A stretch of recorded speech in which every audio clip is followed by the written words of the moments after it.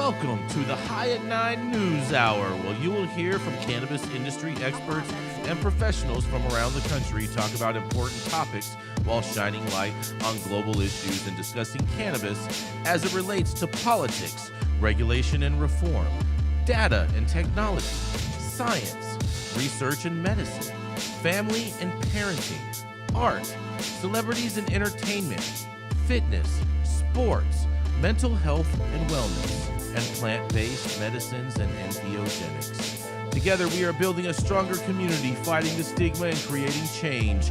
With your hosts, Jason Beck and Rico Lamitte, joined by special industry expert correspondents from around the country, and daily antics brought to you by Cannabis. Coming to you live every Monday through Friday at 9 a.m. Pacific Time and high noon on the East Coast. And thank you all for getting high at 9 with us.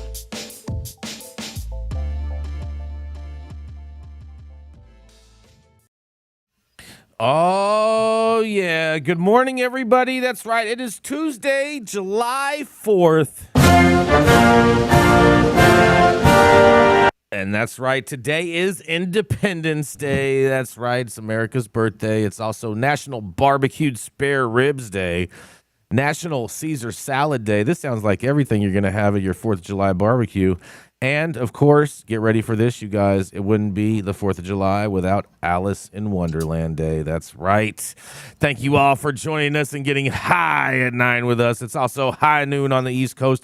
And please remember to like, share, and comment, and subscribe to us on all social media platforms. You can use that fancy little QR code right there in the top-hand corner of your screen to see where we live on the internet. And we're live every Monday through Friday on YouTube and audio only on Twitter Spaces. And kicking it off today, that's right, he's back from Hawaii. That's right.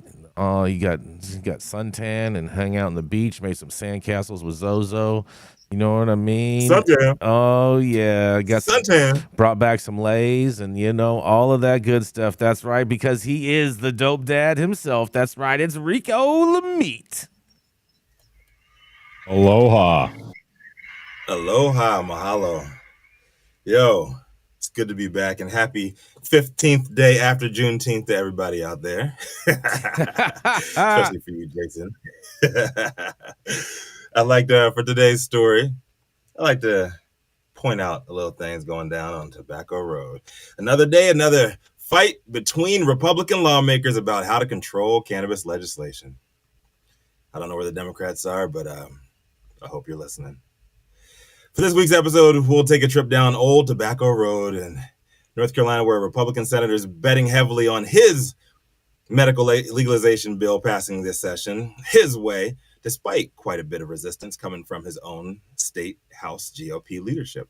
At last month's North Carolina House Committee hearing, Republican Senator Bill Rabone, I don't know, it was Rabone, shared candid personal details about his own experience surviving cancer and using cannabis for treatment. It always hits him hard when it hits him close to home, doesn't it? This fight is personal for him.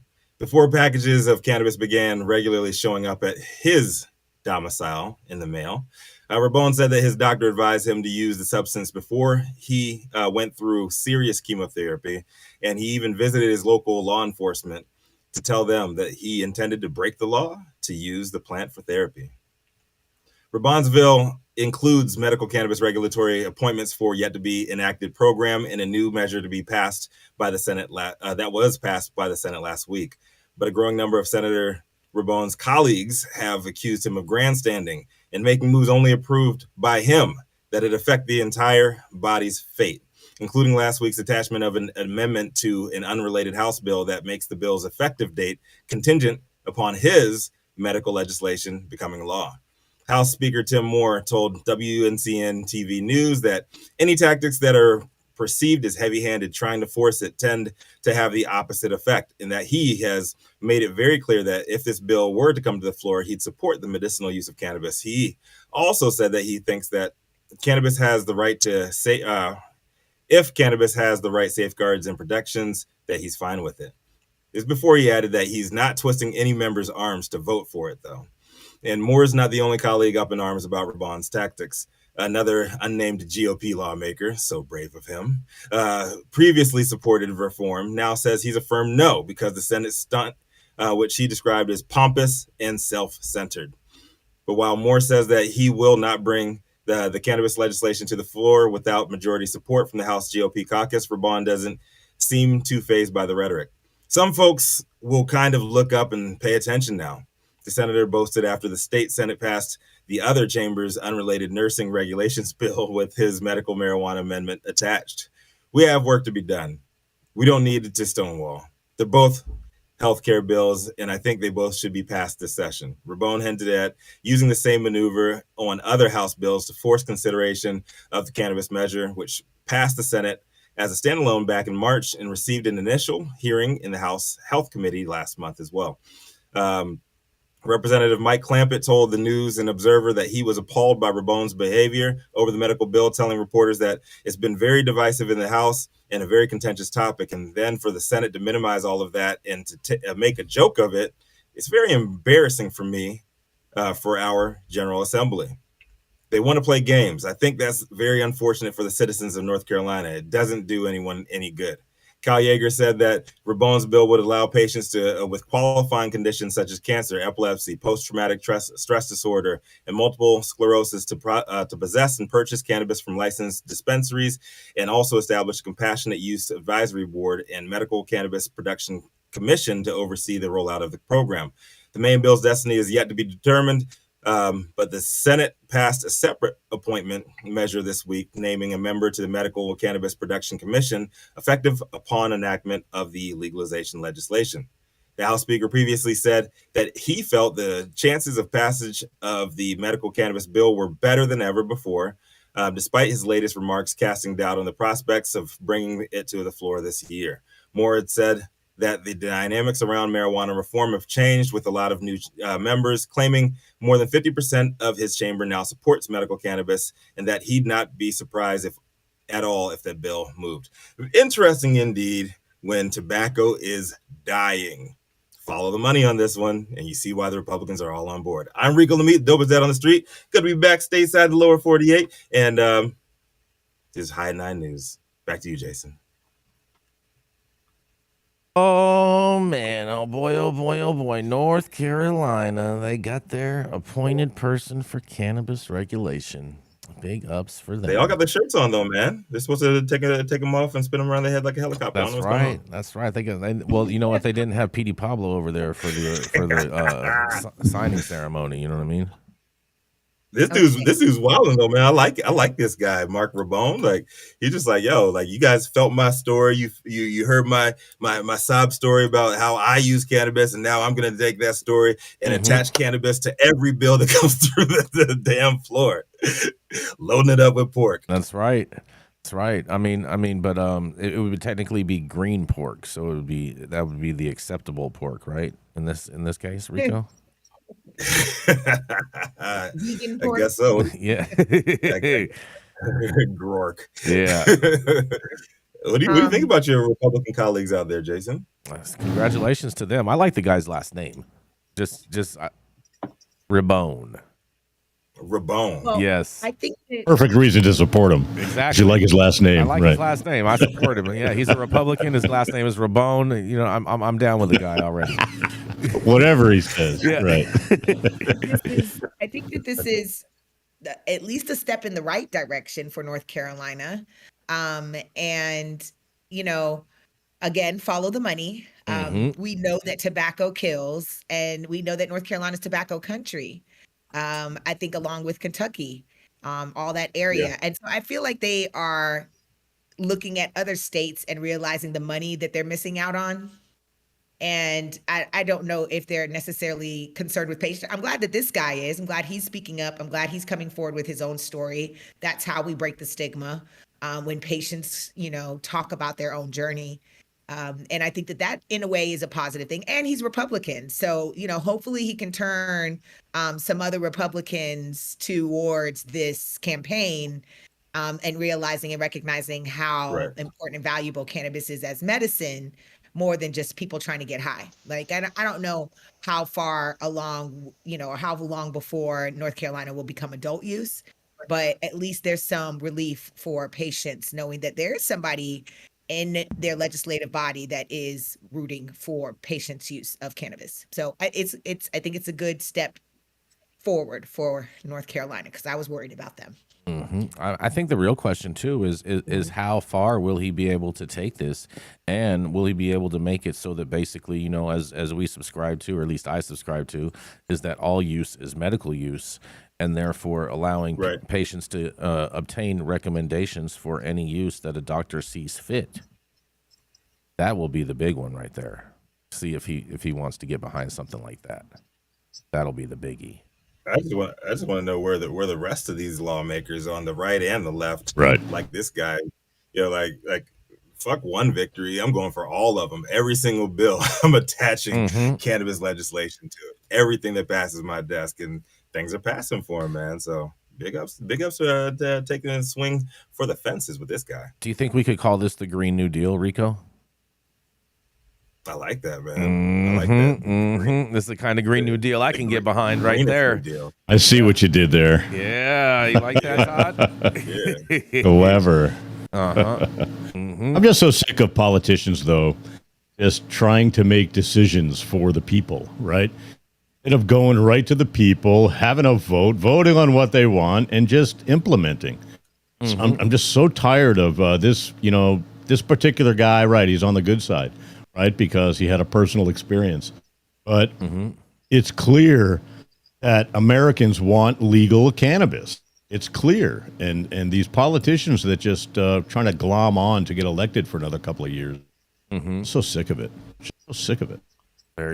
Sounds like we need to dump some tea into a river or a bay or some shit. You know what I'm saying? Maybe some fan leaves. I think so. I think someone needs to dump some tea into something. Or I like your concept on the White House lawn, like huge cloud of smoke coming up from the Capitol. I mean, but you know, that's not going to help. That's just going to be like another January 6th, except for a bunch of stoners who are going to get clubbed to death.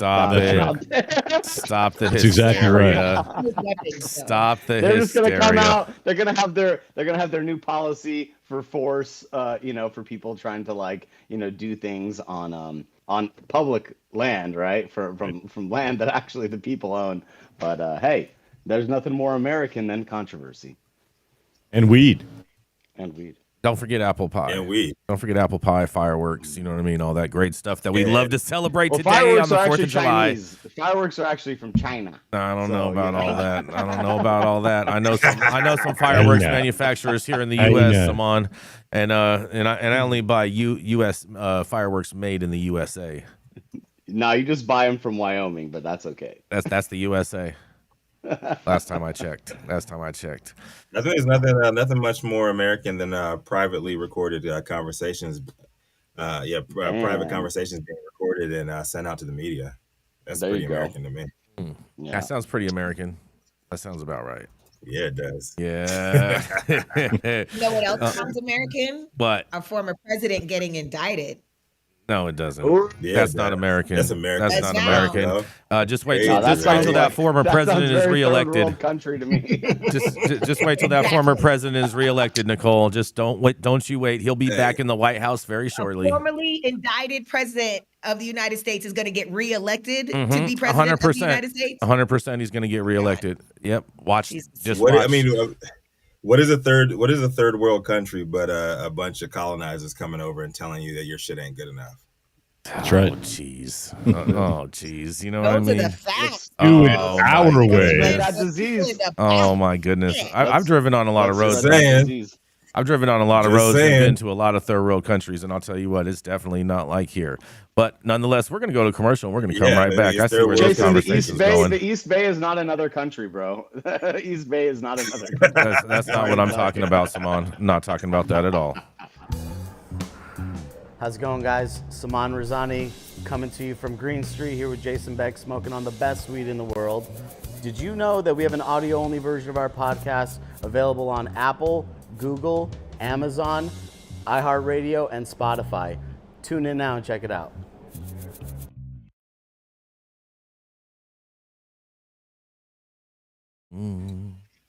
He is The cannabis industry's longest continuously operating retailer, known to many for smoking the best weed in the world, and his signature tabletop stretch sessions with Smoky Vanilla. Here to dump a little Independence Day tea on y'all free asses is no other than Jason Beck. Oh, yeah. Let me know. Throw in the chat. Let me know what you guys think of our patriotic High at 9 news that's spinning around over here on the screen. I'd love to hear what you guys have to say about this. But I'll tell you what, I have something that has more colors than America in my story. That's right, because the Skittles maker Wrigley settles with a cannabis company over its trademark. Wrigley, the maker of multicolored fruit-flavored Skittles candy, has settled a lawsuit accusing a seller of cannabis-related merchandise of trademark infringement for marketing products under the Skittles name. Under a proposed preeminent injunction filed on Monday in Chicago federal court, Terphogs LLC agreed not to use Skittles with a Z, or similar terms for cannabis-related sales. Terphogs would stop using slogans such as "Taste the Train" and "Taste the Strain, bro," which Wrigley found too similar to Skittles' longtime slogan, "Taste the Rainbow." It also agreed to give up the domain name Skittles.com although it still may use the letter Z if people will not be confused. The settlement requires court approval, and lawyers for Wrigley's and Terphogs did not immediately respond to requests for comment. Wrigley is a Chicago-based unit of privately held Mars Wrigley, and it had accused Terphogs of undermining nearly 50 years of goodwill generated by the Skittles brand with its freewheeling use of Skittles marks to sell cannabis, drug paraphernalia, and other merchandise, some of which also carried a rainbow theme. A judge rejected Terphogs' bid to dismiss the case back in November of 2021, and Terphogs, based in Mendocino, California, claims it did not sell cannabis, but licensed its intellectual property rights to other companies that sold cannabis legally, court papers show. Wrigley has filed lawsuits alleging trademark infringement related to other brands, including Lifesavers and Starburst, and the case is W.M. Wrigley Jr. Co. versus Terphogs LLC, U.S. District Court, Northern District of Illinois, number 21-02357. In case anyone wants to read this, of course, you can read it on our website, www.highat9news.com. But I'll tell you what, on America's Day, are you going to taste the rainbow? And this is Jason Beck reporting for the High at 9 News. What do y'all think about this? Wow, that's amazing. I'm glad there's finally a conclusion here, but damn, they got him. I can't believe they made him give up the domain. I can't believe they made him give up the taste the strain, bro. Mm-hmm. That's fucking crazy to me. Like that's not that similar to rainbow, actually, because it's a totally different word. It's two words, actually, instead of one word. But that just goes to show you the power of good lawyers. When you got a deep, bank account and you could pay a good lawyer to go fight for you, this is what kind of shit happens. Damn. Yes. At what point did they think Skittles was not going to come after them, right? That Wrigley was just going to let it go, right? Sitting around the boardroom going, if we change the S to a Z, we'll be covered. Right? At what point? I think there was no boardroom in that decision making. It was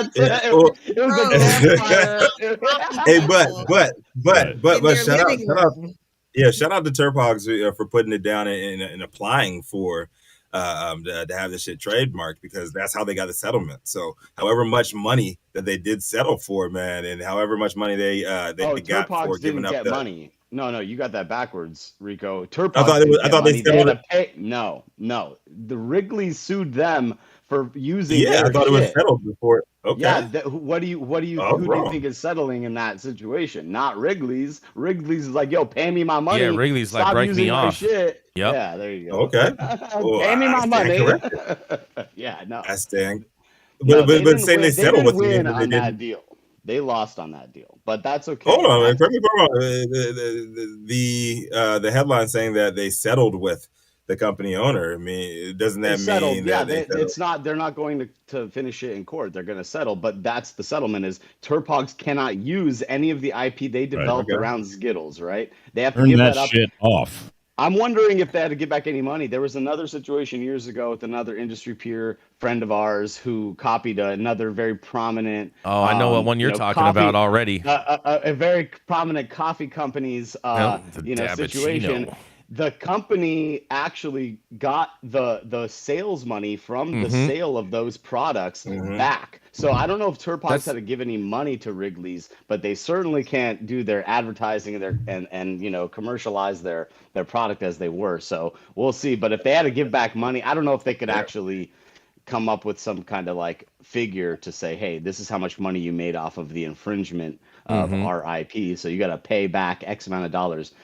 But that's not the first and not the last. So just keep your eyes out, people. And, hey, you can't knock creativity. But look, this is there's a step beyond parody that you can't win, people. So be smart. I mean, I just wonder because it says Turpogs based. It says Turpogs, based in Mendocino, California, claimed it did not sell cannabis, but it did license its intellectual property rights to other companies that sold cannabis legally. Yeah, so that got enough money up to this point. Well, Rico, all that means is they had their genetics and then they licensed. Yeah, I'm just saying, I hope they got enough companies up to now, to make that made it worth it. Well, I just wonder. I just wonder what they're going to do with all of the extra merchandise that they're going to be unable to sell now. Like t-shirts, t-shirts, sweatpants, all of that. Third world countries, they're all going to end up in Africa.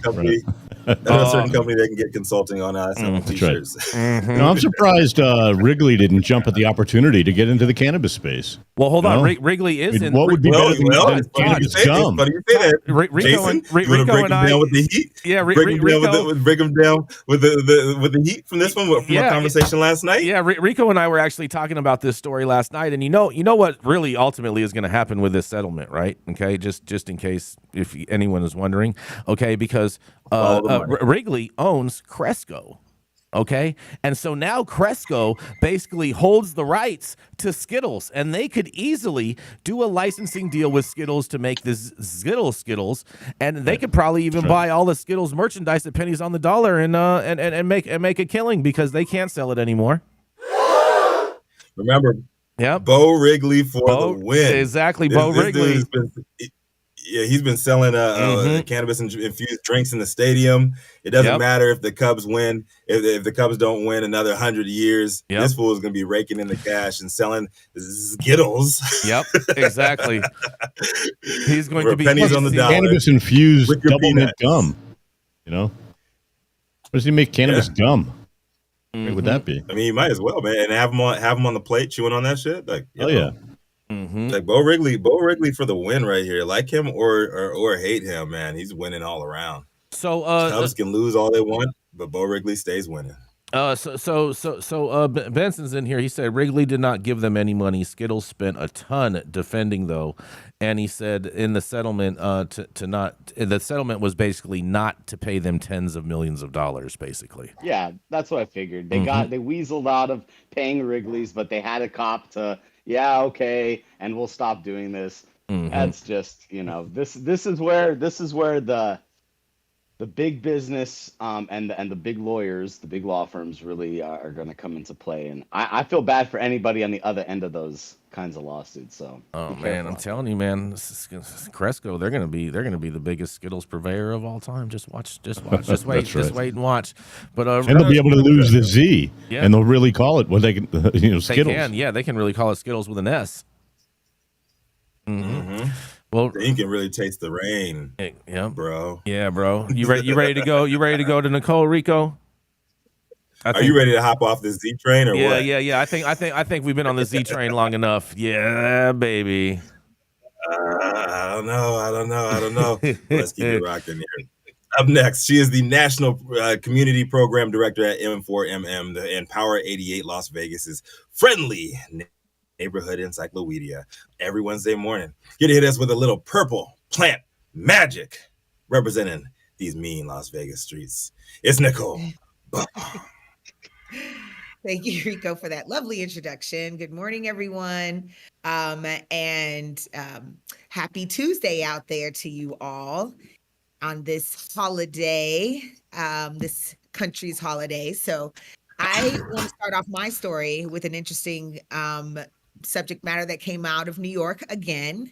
So New York marijuana businesses secure 150 million private investment for social equity fund. A long planned fund to help disadvantaged people start legal cannabis businesses in New York is finally nearing its ambitious money raising goal after a private company agreed to invest 150 million. Governor Hochul's office announced on Friday. The investment is coming from Chicago Atlantic, an asset management firm with extensive experience in the cannabis industry. The state put up 50 million back in February and always anticipated the rest would come from private sources. Well, the 200 million fund is among the largest sum any state has contributed to ensure diversity and equity in the rapidly growing legal marijuana business. The fund was envisioned as a way to help what it calls social equity entrepreneurs, whom the state has defined as including women, people of color, struggling farmers, disabled veterans, and people from communities that endured over policing. New York has reserved its first dispensary license mainly for people with prior marijuana related convictions or their relatives. Some early licenses also are going to nonprofit groups such as Housing Works. The fund is meant to help those applicants find, lease, renovate, and furnish storefronts. The money is contributed as low interest loans, which the licensees will be required to pay back. New York has always strived to lead the nation in providing opportunities for those who have been unjustly denied privileges and opportunities, Hochul said. With the funding, New York could see a quicker rollout of legal recreational dispensaries as the state cracks down on its illegal market. The Democratic governor and her administration announced the Social Equity Fund in early 2022, but word on private funding stalled for months. Social equity is the cornerstone of New York's cannabis industry, said John Marzarkis, a founding partner of Chicago Atlantic. In a statement, we aim to pair progressive licensing with progressive and innovative capital solutions. Well, thanks, John. I find this story interesting. You can't get loans from banks with a cannabis business. A lot of these social equity licensees are running into capital. All of them. I can't say a lot. All of them. Every single one I've talked to here in Nevada and every other state, same issue. And so it's interesting. It's going to be a loan. They do have to pay it back, but getting started is half the battle. If you can't even open the store because you can't meet regulations because all the work that has to be done, and it doesn't make sense to have a social equity license. A lot of them end up giving up more than 40-50% of their license to investors. I just think that it's a start. Okay, New York, it's the biggest fund that's ever been established in the country. We'll see. We'll see how they actually roll it out. We'll see how what the interest in paying these loans back looks like for the people. But again, New York is trying to do it different, trying something new. And so we'll see. I'm not saying it is going to be an instant success, but what I am saying is that I appreciate the try. So do you think this will start a new trend of private investment into the social equity, or because the states clearly won't do it? Sure. Right. I hope so. We can only wish, right? Right, Todd? Damn, son, where'd you find this? If it's profitable, then investment will come. It's just that simple. Breaking this down from a bird's eye view, they promised the social equity applicants of New York something that they could not deliver on.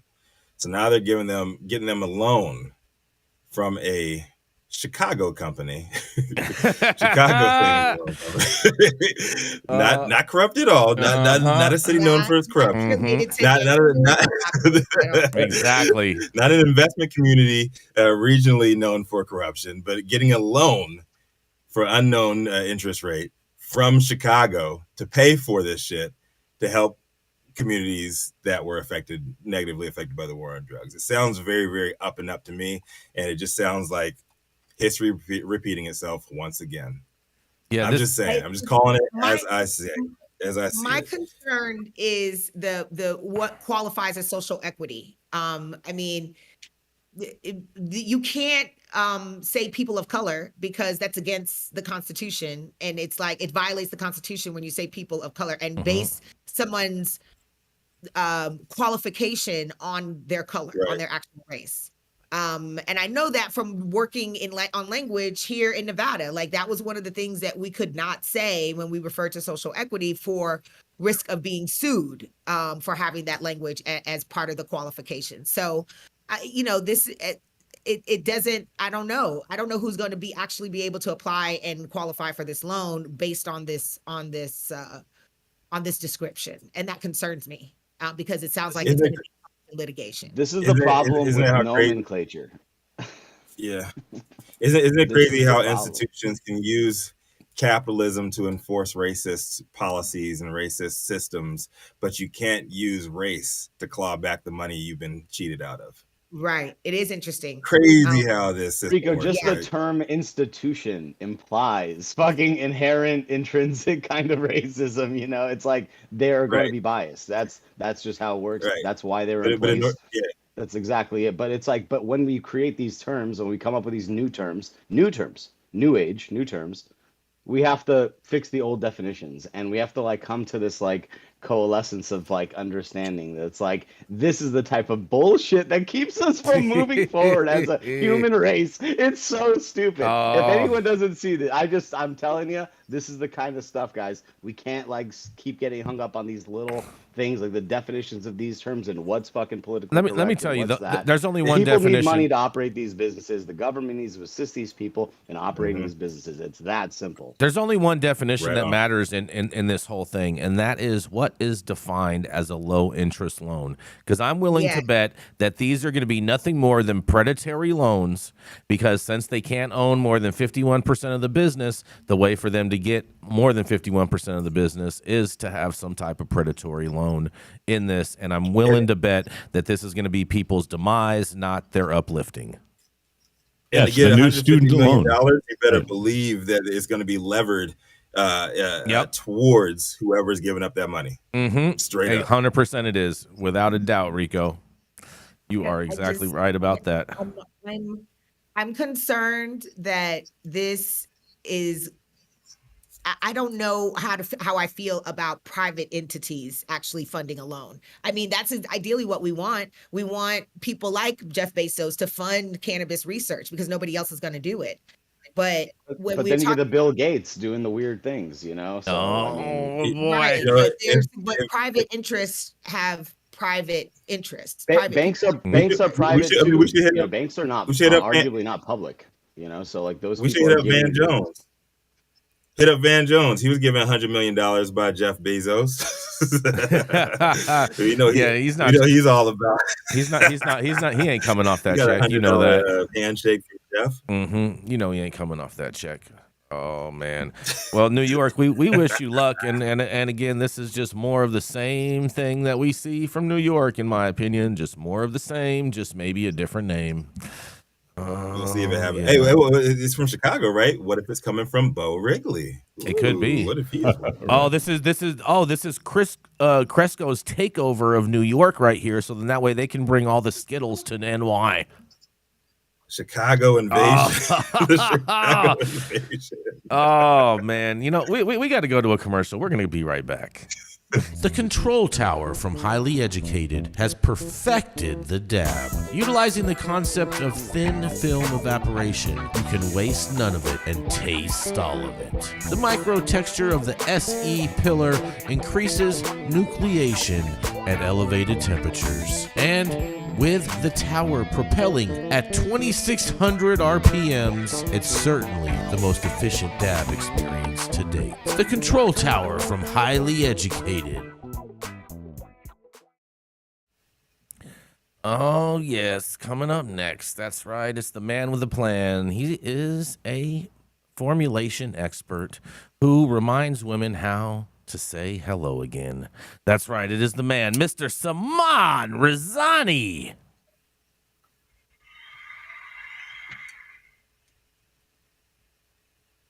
The crowd goes wild. You got to unmute, Somebody Saman. You muted got to up. unmute.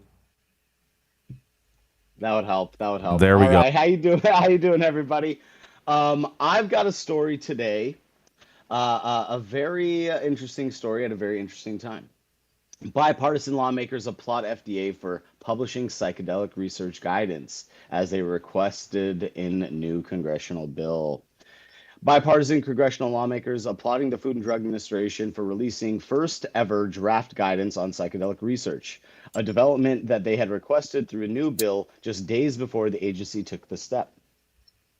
Reps Dan Crenshaw, a Republican from Texas, Marionette Miller Meeks, Republican from Iowa, and Ro Khanna, a Democrat from California, filed legislation this month. While FDA didn't say that this decision to release the guidance was directly responsive to the measure, it's precisely the action that the first part of the bill addressed. I'm glad the FDA is taking the first step on issuing guidance for psychedelic clinical trials and listening to my bipartisan legislation with Reps Miller Meeks and Khanna, Crenshaw said in a press release on Thursday. It's critical we get this right for the researchers doing the important scientific work. We need the guidance to expand clinical trial access so that we can push toward life-saving psychedelic therapies for our veterans, service members, and people living with PTSD, traumatic brain injuries, and substance abuse disorders. The congressman, a military veteran who has taken leadership role on advancing psychedelic research, said, FDA's draft guidance provides scientists with a framework to carry out research that could lead to a development of psychedelic medicines. A 60-day public comment period is open for interested parties to submit feedback and on how to follow final guidance should be shaped. Many veterans find guided use of psychedelics with assisted therapy as a way of successfully treating excruciating post-traumatic pain they face with better outcomes and less medication side effects in pilot studies, Miller Meeks said. As a physician, I know the importance of medical research, and I am encouraged by the FDA's support and guidance regarding psychedelic clinical trials.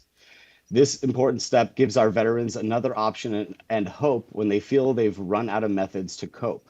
Interest in psychedelics has grown exponentially over recent years, and cities and states across the country have moved to promote research, remove clinical penalties, and regulate access to the substance, such as psilocybin and MDMA, both of which have already been designated by the FDA as breakthrough therapies, in quotations. The agency's draft guidance describes basic considerations throughout the drug development process, including trial conduct, data collection, subject safety, and new drug application requirements, the FDA said. Khanna, for his part, said that the agency's guidance is a critical step to help protect the well-being of veterans and those living with PTSD. I am proud to co-sponsor this bill to expand the body of research on psychedelic therapies in hopes of improving the health of many Americans, he said. The lawmakers' bipartisan bill called the Secretary of the U.S. Department of Health and Human Services, acting through the FDA commissioner, to issue for public comment draft guidance on considerations for conducting clinical trials for psychedelic-assisted therapies, including how those seeking investigational use exemption for such clinical trials should request interactive support by the FDA. If enacted, it would have required FDA to produce the draft guidance within 180 days. So after this public comment period, if it goes through, they have 180 days to actually vote on it, and the lawmakers will still, be interested in advancing the measures with many provisions set in. The bottom line of the story here is that, this is something that they're moving on with hyperspeed. And cannabis, we've been in a position with cannabis for how many years? It's been in clinic, it has been studied, and there's just no movement on the actual business side of things because of the recreational or adult use approach, probably, versus this medical approach. So at the end of the day, this comes down to the NIDA, the FDA, and other lawmakers to step up and approve this bill. But the 60-day comment period is going to start, and we're going to see some some interesting things happen on the psychedelic front. There's a lot more to this story, but it's very redundant, so I don't want to. I kind of want to like press on, but like let's talk about this policy shift in psychedelics and where we think that is it gonna fall in the same pit as cannabis, or is it gonna be different? What do you guys think? What does our audience think? I get asked this a lot with the difference between cannabis and psychedelics. And I'm sure I've said it on this platform before, but psychedelics does not have a social justice component intertwined around it. And in my opinion, that's what has kept cannabis back all of these years. There's not hundreds and thousands of people that have been affected by psychedelics arrest for possession of psychedelics in Black and brown communities, specifically throughout this country for the last 80, 90 years. It hasn't been criminalized the way that the plant has. And so there's that issue, that specific issue is so controversial. It is such a long history, long and sordid history of it. That it's hard to think about legalization of cannabis without considering the people that you've criminalized and demonized. And psychedelics just does not have that component wrapped around it. And so that's my opinion of why it's so different. The movement happens so much faster. We've got, salute to our veterans because they seem to be leading the charge when it comes to psychedelic legalization, decriminalization, all these research bills that are coming up. Our Republican governor in Nevada just signed a bill for psychedelic research and decriminalization here, and so that was the first of its kind for the state. So it's happening all over the country, and every state that I see it happening, it's always a veteran that is leading the charge. And so shout out to our group of veterans that are really getting that job done in that way. Because they're experimenting with it and they're realizing it works much better than the opioids and anything else they've been prescribed. So I'm really thankful that they're coming forward and telling their stories because we've had some great advancement. I'm a big lover of psychedelics. Nicole, who doesn't love a good psychedelic? Yeah, right. Nicole, saved my life. I'm gonna keep it a buck. I'm gonna keep it a buck here. I love shrooms. I love everything about psychedelics, and but supporting the psychedelic movement is easy because you don't have to care about the Black community or the brown community that's been fucked over. You know what I'm saying? Like if you want to have a pro weed experience without the fucked up history of over policing, murder, and pumping drugs into these communities, go ahead and support psychedelics, right?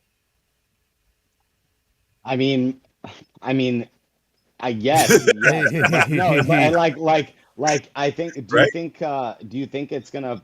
I mean, I know that it's all gonna be fairly controlled as far as like who's open, who's doing it. But it's like there's programs that are national programs that you can do right now. It's like I think it's a couple-year program. You get a certificate at the end of that to be essentially like a therapeutic administrator of these sounds like a scam, right? Well, you think it's a scam, but it's like someone that goes through the psychology of helping someone through an emotional distress part of their life using a compound. So they're on a drug that's going to make them react in a certain way, and you have to kind of be there to like help them and guide them through this. So those are the people that are going to be administering this stuff in facilities that they license, much like probably our licenses. If you think about how our promulgation of the laws happen for cannabis, it's going to be essentially the same, but you're going to have, to have a license, you're going to have one of these certificates, or you're going to have you have to have masters of science and psychology or something with science probably, or ran a clinic for many years or something like that, like an addiction clinic or something like that. I don't know what the requirements are going to exactly be, but I can guess, I can make a hypothesis on what that range is. But these programs, they're going to be the incubators for those people to kind of to be the I think that it's going to be way more clinical than cannabis.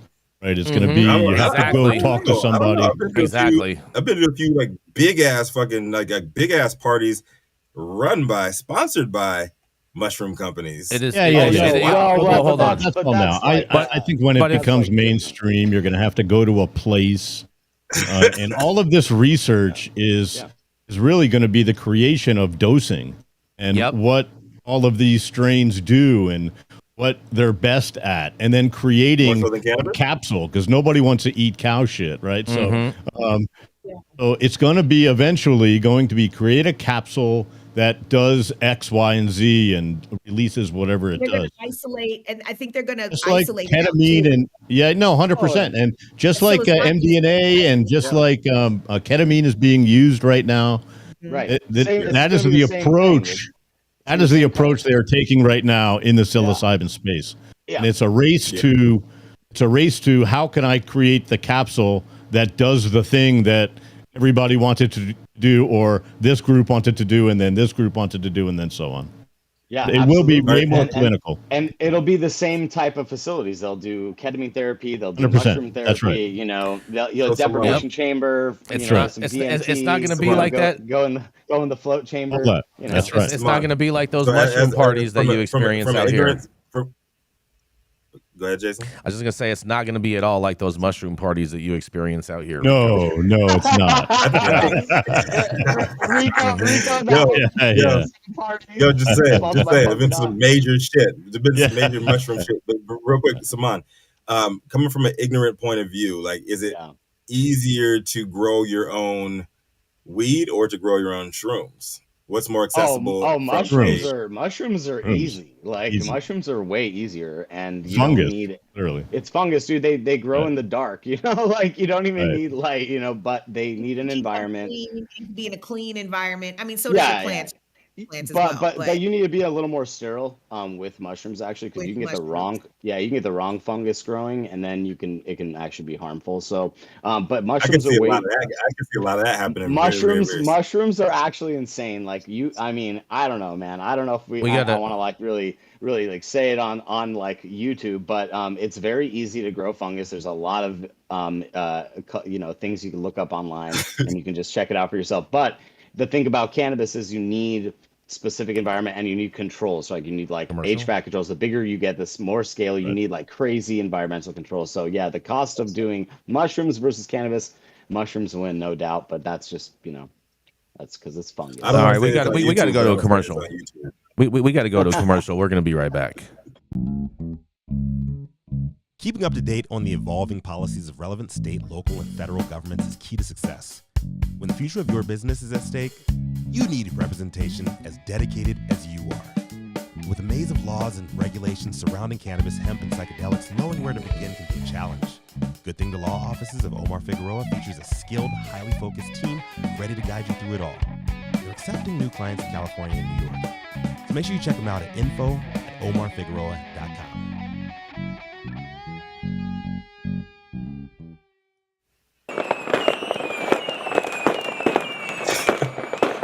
I felt like I was back in South Central. Let's get my dogs freaking out. Hang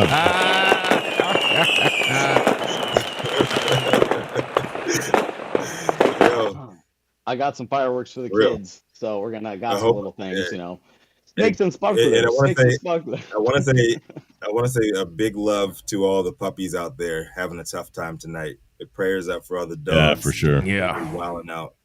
My dogs are gonna be like going crazy for sure. Yeah. Yes. Yeah. But up next, this Golden Voice Las Vegas-based granddaddy is the founder of the Smuggleverse, co-founder of the Smuggleverse, president and founder of Digipath Labs. Y'all know who it is? The man with the voice, Todd Denkin. Thank you. Thank you very much. Thank you, everybody, and thank you, Rico. My story is out of Oklahoma. Shocking. News out of Oklahoma, right, where a marijuana group sues to block new fee increases. So Oklahoma wants more money. A new lawsuit takes aim at the Oklahoma Medical Marijuana Authority for a new law that will increase fees for marijuana businesses. Lawmakers previously pushed for a crackdown on bad actors in the state's medical marijuana market. The resulting solutions included the passage of HB 2179. It broadens licensing requirements for medical dispensaries, commercial growers, and processors. The law took effect in June, and the fees now range, get this, from $2,500 to $50,000 based on a tiered fee schedule. While lawmakers claim the law should help weed out illegal grow operations, the group filing the lawsuit says it will only hurt legitimate businesses. According to marijuana advocate Jed Green, he said the state is hitting the good guys and it's only helping the bad guys. And he also says the fight isn't just about the impact on cannabis businesses, it also targets the constitutional rights of Oklahoma taxpayers. Green, a plaintiff in the newly filed lawsuit, said that it's unconstitutional for, one, the fee increase didn't get enough votes from the Oklahoma legislature to pass. He also said, fundamentally, this is a constitutional question that affects every Oklahoma taxpayer. He said that Article 5 of the Constitution states that any tax increase has to go to a vote of the people, or it has to originate as a House bill, which it did. It has to gain three-quarter majority support in both chambers. It did not. Further, while the Oklahoma Constitution states that revenue-related bills can't be passed during the last 5 days of the legislative session, Green said House Bill 2179 did. Green said because of much of the industry is based on price point, the fees and accompanying regulations could price out the wrong marijuana operations in the future. They make it harder for our legitimate operators to compete against the illicit market, said Green. If the goal of the state is to have our consumers purchase products in a sanctioned, consumer-tested environment, then they have to work with us to ensure that we can compete on a price point against the illicit market, he said. These fees are absolutely not needed for the regulation of this program. The OMMA said that they cannot speak to issues with pending litigation. Shocking. However, they do expect the Attorney General's office to represent them in the lawsuit. I'm Todd Denkin with High at 9 News, and I'm really sick of local governments taking advantage of this privileged license by just making up fees. It's out of control, and it needs to be stopped. And $50,000 to renew a license, it's crazy. It's literally crazy. You know, the perception for the world that isn't in the pot industry is that everybody in the pot industry is just racking and stacking cash, right? I've been doing this for a really long time. You know, I've been 9 years at this lab, right? And, you know, we have a good little business, but we're not racking and stacking cash the way the perception is, you know? And it's just outrageous, these local governmental fees that they just make up. They just assign some random number to it. Yeah. So Oklahoma, though, you know, it's a shit show in Oklahoma. Shout out to these Patriots. They already have, I mean, there's literally more dispensaries within a 3-mile radius in Oklahoma City than there is in the entire state of New York, which obviously is not saying a lot. New York only has 16, but still, that you don't have that many medical patients in the registry. So of course, you're growing all this cannabis, you can't sell it. What are you going to do with it? I mean, you're going to sell the booth because you got to make some money somehow. And I know legitimate business owners in Oklahoma that have had to close their doors when this law got passed because they just were not going to be able to stay in business, that were not contributing to the illicit market or the legacy market, and just wanted to have an opportunity. And they thought that being in Oklahoma was going to be that opportunity. And it's just a mess. There's too many operators, not enough people to sell they're not adult use. It's a medical only state. They don't honor reciprocity. It takes like 2 weeks to get a card approved. It doesn't make sense. And so the government saw the shit show that they created over the last 3 years, and they're like, oh, now we got to come in and clean it up. And this is their solution, how to clean it up. Well, the whole Oklahoma program in the beginning was a money grab to start with. Yeah, absolutely. It was a political money grab. They said $2,500 for a license. They had a set allotment that added up to $10 million. I wonder what bridge got funded from that. Shout out to these it Patriots, turned into though. the craziness that we see now.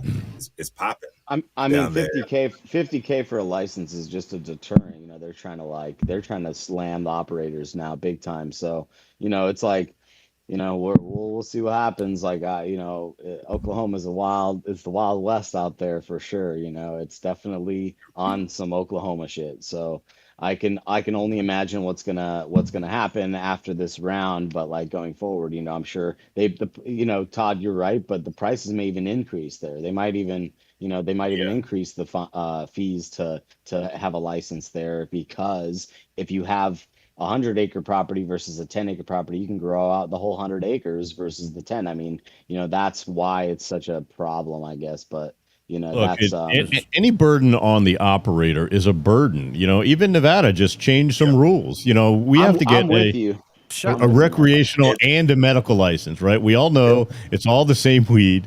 We all know it all does the same thing, but we have to get a $5,000 medical license and then a $3,000 recreational license, right? That's just ridiculous. And they just passed a law, actually. They're not going to do that next year, but that didn't help me this year. I'm happy for next year. Well, shout out to these patriots that are fighting against this oppressive, tyrannical government trying to charge these excessive fees.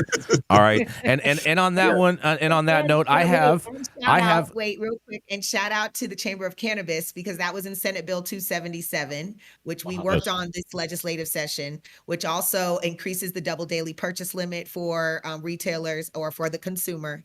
And we tried to get it to where it would be able to allow people to not have to get a background check to work in the cannabis industry, allow the employer to decide who works in their cannabis business, licensed business, but we didn't get that. So that's the way we wanted to. But the other two properties in that bill, we did. So we have one more story for you guys, because it is 4th of July. Okay, it is the 4th of July, and we do want to honor America and all of its American heritage, especially around cannabis. So we have a special historical story for you guys. All right, I hope you guys are ready for this. All right. Historical. Yes, historical. Yes, this is all just some facts. You guys can put it in your pipe and smoke it and tell me what it tastes like. Because 7 founding fathers who farmed hemp and advocated for it. Oh, yeah, here we go. On July 4, 1776, 247 years ago, the Second Centennial Congress unanimously adopted the Declaration of Independence, announcing the colony's separation from Great Britain. Many of them not only grew hemp, but insisted how important the plant is to the foundation of American agriculture. Sorting through rumors about the founding fathers and hemp is another story, with inevitable quotes and misinformation. The Declaration's blanket assertion are all men are created equal should be taken with a grain of salt, given that many founding fathers owned slaves, and Thomas Jefferson and Henry Clay's slaves also grew hemp. It would take a lot longer for actual equal rights to materialize. In colonial times, hemp was an acceptable form of tax payment for over 150 years. Here's the top founding fathers who farmed, milled, processed, and advocated for hemp. Are you guys ready? Number 1, George Washington. George Washington's estate admits he grew hemp extensively and compared it to tobacco. Throughout his lifetime, George Washington cultivated hemp at Mount Vernon for industrial uses, and Mount Vernon writes the fibers from the hemp held excellent properties for making rope and sail canvases, and in addition, hemp fibers could be spun into thread for clothing, or as indicated in Mount Vernon records, used in repairing the large seine nets Washington used in its fishing operation along the Potomac. Nearly 500,000 Americans die annually from tobacco-related illnesses, but to think that it could have been avoided if Washington had his way is powerful. At one point in the 1760s, Washington considered whether hemp would be a more lucrative cash crop than tobacco, but determined wheat was a better alternative. Today, scholars can sift through George Washington's detailed grow log. Number 2, Thomas Jefferson. Jefferson's hemp crops were massive and enlisted slaves to grow it. Enlisted laborers cultivated hemp both at Monticello and Poplar Forest. Jefferson's plantation in Bedford County, Virginia. Jefferson's estate and Jefferson once used 48 pounds of hemp to make clothing for child slaves. Jefferson's massive plantation could yield up to 150 pounds in one day, and in a quote, "A hand can tend 3 acres of hemp a year." Jefferson's journal reads, "Tolerable ground yields 500 pounds to 1 acre, and you may generally count on 100 pounds for every foot of hemp is over 4 feet high. A hand will break 60 or 70 pounds a day, and even to 150 pounds," you can read on page 95 of his hemp journal in his own handwriting. American-made threshing machines invented around the time of the Declaration were used for hemp and were a symbol of power over Great Britain's dominance. Thomas Paine, Common Sense spurred the revolution, and it had the largest sale and circulation of any book published in American history when it was published in 1775. It convinced colonists that they were being exploited by the crown in almost every article of defense. We abound, and we abound. The pamphlet reads, "Hemp flourishes even to rankness, so that we need not want cordage." The letter line stirred up speculations, but rankness apparently means fruitfulness, ensuring that the colonists would not run out of hemp rope. Next, Benjamin Franklin. Benjamin Franklin owned a hemp paper mill and published content about hemp's medical properties. Franklin published the Pennsylvania Gazette, and in its excerpted Ephraim Chambers Universal Dictionary, writing that hemp is of great use in the arts and manufactories, and that the seed is said to have faculty of abating venereal desires, and its decontamination is milk. It is recommended against the Judents, and you can see the original edition here. You can go to our website to see all this. Like Washington, Franklin also had a change of heart on the issue of slavery and was the first president of an abolitionist society. However, little changed during his lifetime on the embedded institution of slavery. Alexander Hamilton's America's first Secretary of the Treasury, oversaw hemp imports in the states and once imposed a 5% tax on hemp imports in 1790. All other goods imported from foreign countries shall be liable to a duty of 5% ad valorem, excepting certain articles deeming of importance to manufacturers, among which hemp is not, Hamilton wrote on May 21st, 1790. It is therefore certain that a duty of 5% occurs on the importation of hemp into the United States from any foreign country. And Henry Clay. Clay ran unsuccessfully for presidency 3 times, which is why his name is mentioned less often. Clay was also very enthusiastic about hemp and forced his slaves to farm it. Hemp was Henry Clay's most lucrative cash crop at Ashland, and men enslaved by Clay grew thousands of pounds of hemp and manufactured it into rope and banging for the cotton industry. Clay was interested in experimentation and pursued many new innovations in equipment and hemp varieties.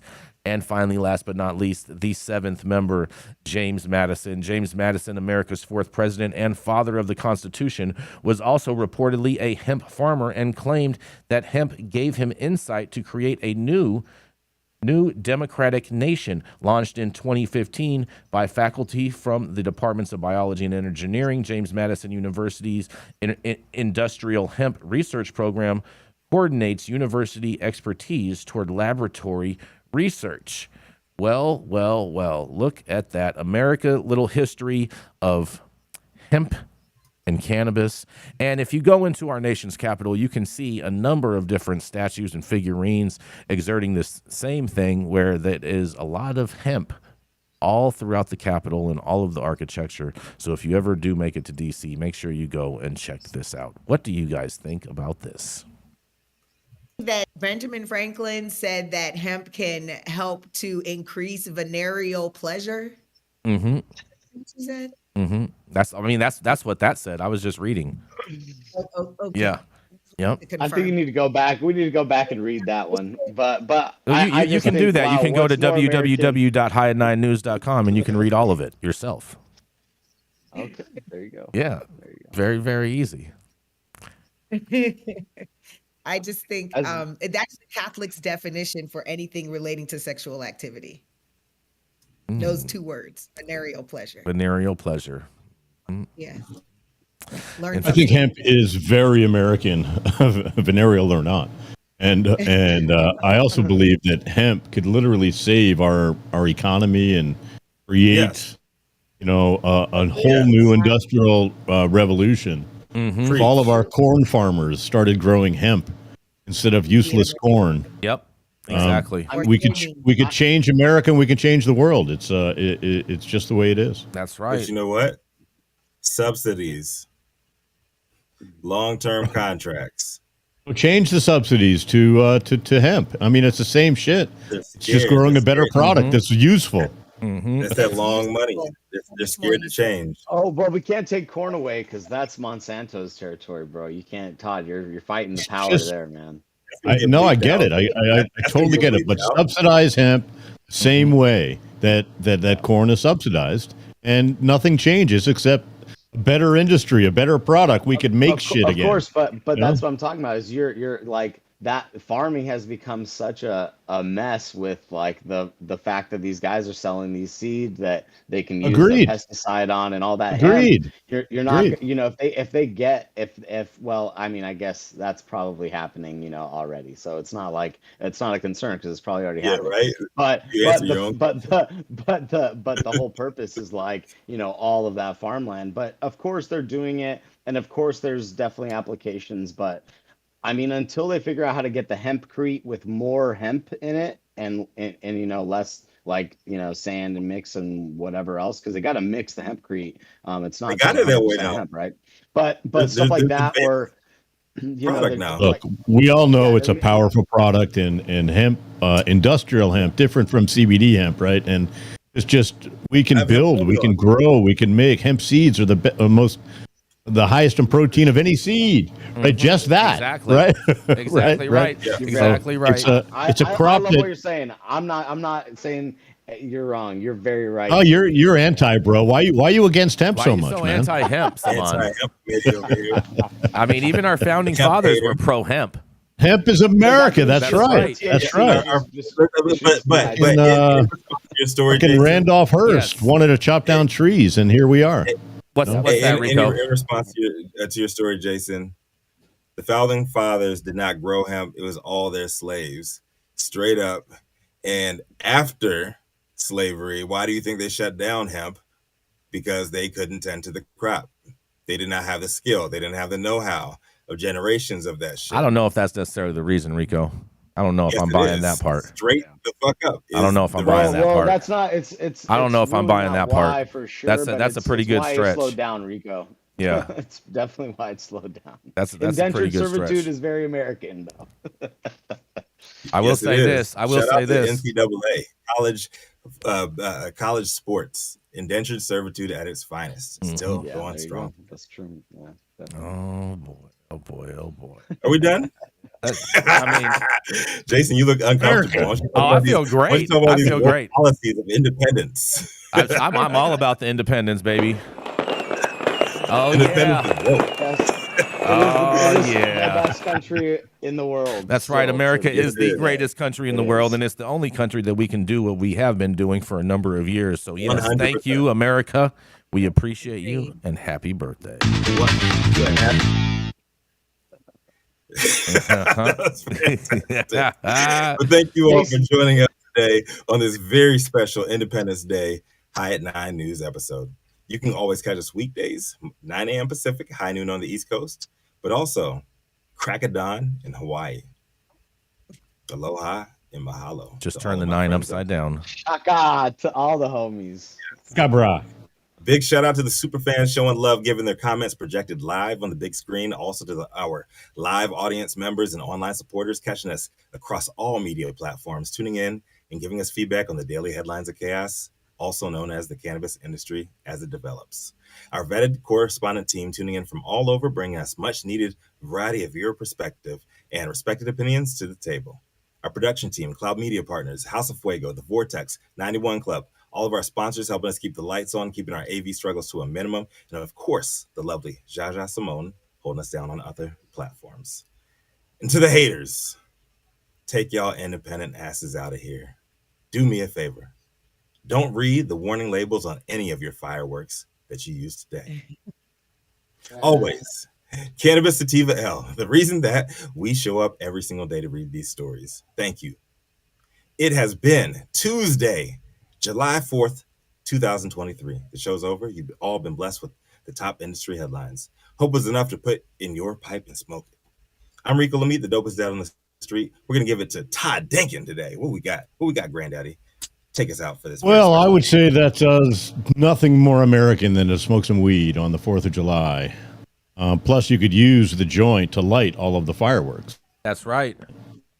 Yes. That's right. I don't know how safe that is, but I think you should. I don't know how safe that is either. Be safe, everybody. Take care of your dogs. It's pretty safe. I've done it before. Take care of the dogs. Lock your dogs up and make sure they don't run away. Yes, but that's what I'll be doing tonight. Get some doggy headphones or some doggy earplugs. Put them in, man. Yep. Take care of your pups. Put them in. Mm-hmm. Put them in.